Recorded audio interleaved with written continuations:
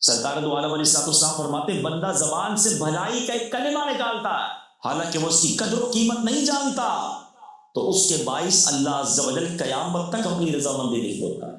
یعنی بندے کو پتہ نہیں ہوتا مگر زبان سے ایک ایسا پیارا جملہ نکل جاتا ہے، اللہ کی فرما برداری والی ایسی بات نکل جاتی ہے کہ اللہ قیامت تک اپنی رضا لکھ دیتا ہے۔ یہ تو بڑی اچھی بات ہے، لیکن آگے فرمایا اور بے شک بندہ اپنی زبان سے ایک برا کلمہ نکالتا ہے اور اس کی حقیقت نہیں جانتا تو اللہ اس کی بنا پر اس کے لیے قیامت تک اپنی ناراضگی لکھ دیتا ہے۔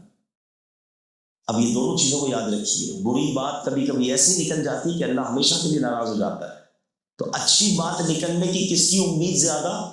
جو اچھی باتیں کرتا ہو، اچھی محفل میں بیٹھتا ہو، اللہ رسول کا ذکر کرتا ہو، تو انشاءاللہ امید ہے اس کی زبان سے کوئی اچھا جملہ نکل جائے گا۔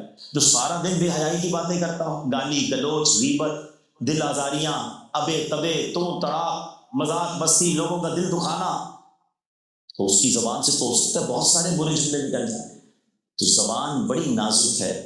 نبی پاک علیہ السلام فرماتے ابن آدم کی اکثر خطائیں اس کی زبان سے سرزد ہوتی ہے۔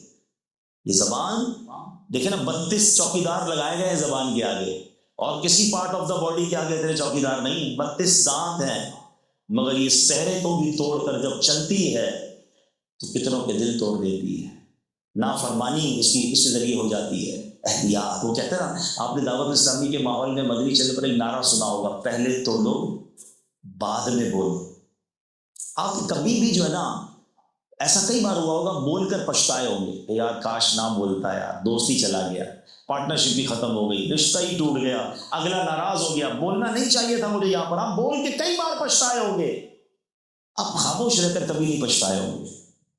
کہتے ہیں ایک چپ 100 سوال، مگر چپ ہے ہی نہیں۔ ہم تو کہتے ہیں میں تو جواب دوں گا، میں تو بتاؤں گا میں کون ہوں، اور اتنا بولتے ہیں کہ نہ جانے کیا کیا بول جاتے ہیں۔ کم از کم بولتے وقت یہی خیال آ جائے کہ میں جو کہہ رہا ہوں یہ کرامن کاتبین فرشتے لکھ رہے ہیں، اور قیامت کے دن جو میں نے کہا یہ سب بولنا پڑ گیا تو کیسے سناؤں گا اللہ کی بارگاہ میں، جہاں پر سارے نبی ہوں گے، سارے اولیاء ہوں گے، میرے سارے چاہنے والے ہوں گے، اور مجھے کہا جائے گا جو دنیا میں کہا تھا سب پڑھ کے سناؤ۔ تو کیا ہم اپنی گالیاں، اپنی بے حیائی کی باتیں، وہ بری باتیں جو کسی گھر والے کے سامنے نہیں کر سکتے، وہ قیامت کے دن پڑھ سکیں؟ تو کم از کم فرشتوں سے ہی ہم شرم کر لیں بولنے سے پہلے۔ اللہ کے نبی علیہ السلام فرماتے ہیں جب آدمی شروع کرتا ہے تو جسم کے سارے اعضاء، all part of the body, زبان سے کچھ کہتے ہیں اے زبان تو ہمارے معاملے میں اللہ سے ڈر، کیونکہ ہم تیرے تابع ہیں، تیرے ساتھ ہیں اور تجھے فالو کرتے ہیں۔ اگر تو سیدھی رہی تو ہم سیدھے رہیں گے، اگر تو ٹیڑھی ہو گئی تو ہم بھی ٹیڑھے ہو جائیں گے۔ کیوں؟ اچھی باتیں کرے تو لوگ پھول دیتے ہیں نا، اور بری باتیں کرے تو پٹائی کرتے ہیں۔ تو زبان کی وجہ سے پوری باڈی کو مار پڑ رہی ہوتی ہے، تو سیدھی رہنا تو ہم بھی سیدھے رہیں گے، تو ٹیڑھی ہوئی تو ہم بھی ٹیڑھے ہو جائیں گے۔ تو یہ ہے زبان۔ اے میرے پیارے اسلامی بھائی، اب ہمیں سوچنا ہے کہ زبان کی احتیاط جنت میں لے جا سکتی ہے۔